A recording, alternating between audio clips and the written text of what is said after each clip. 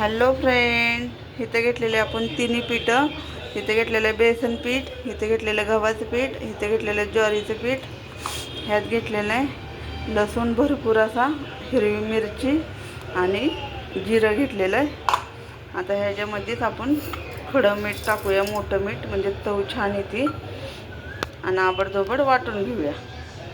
आता इथं लसूण, मिरची आणि मीठ आणि जिरं वाटून घेतलेलं आहे. आता मी ते पिठामध्ये टाकून घेते. आता लसूण हे टाकून घेतलेलं आहे. इथं घेतलेलं आहे बारीक चिरलेला कांदा, तो पण टाकून घेते. 2 ते 4 कांदे चिरलेले आहेत बारीक. आता कोथिंबीर पण टाकून घेते, खूप सारी अशी कोथिंबीर लय लागते जरा. आता कोथिंबीर टाकलेले, चोळून घेतलेला ओवा आहे थोडासा. इथं तीळ घेतलेले आहेत पांढरे गावरान. आता हळद टाकून घेऊया थोडीशी.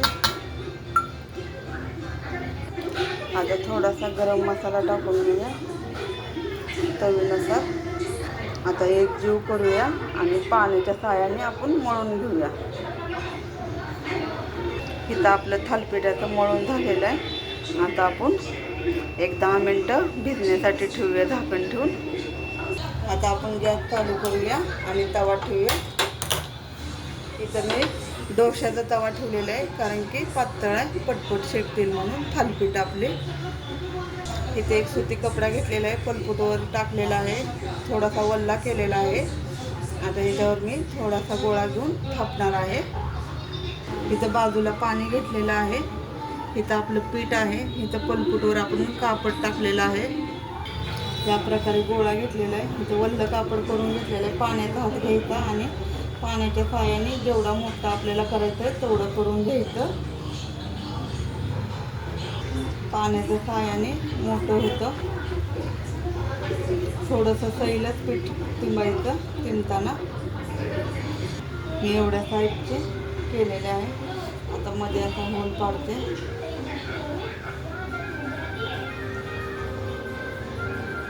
4 ते 5 होल पाडलेले आहेत तेल सोडण्यासाठी. ह्या प्रकारे मी साईजचे केलेले आहेत. आता सुरुवातीला आपण तेल टाकून घेऊया. तवा छान असा तापलेला आहे. शक्यतो पातळ घेतला तर जरा पटपट उठते. आता मी ह्या प्रकारे कापड घेतलेलं आहे आणि असं सोडलेलं आहे. ते हळूहळू असं काढायचं, लगेच निघतं, काय अवघड नाही आहे. आता आपण जिथं ओल सोडले ना तिथं तेल सोडून घ्यायचं. चौकडनं असं तेल जरा भरपूर लागतं,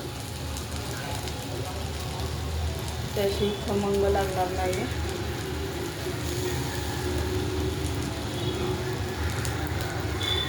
त्यावर आपण दुसरं थालीपीठ थापून घेऊया.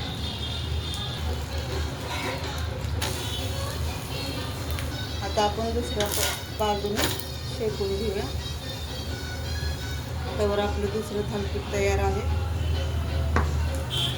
दोन्ही बाजूने छान असं खरपूस भाजलेलं आहे, पाहून घ्या. आता आपण काढून घेऊया. आता त्यावर दुसरं थालीपीठ टाकून घेऊया.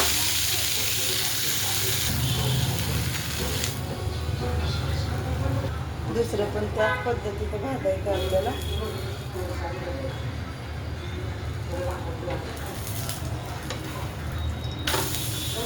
बघा छान असं भाजलेलं आहे. एक साईड तेल लावून घेऊया. तेल जरा भरपूर लागतं, म्हणजे भाजतं छान असं खरपूस.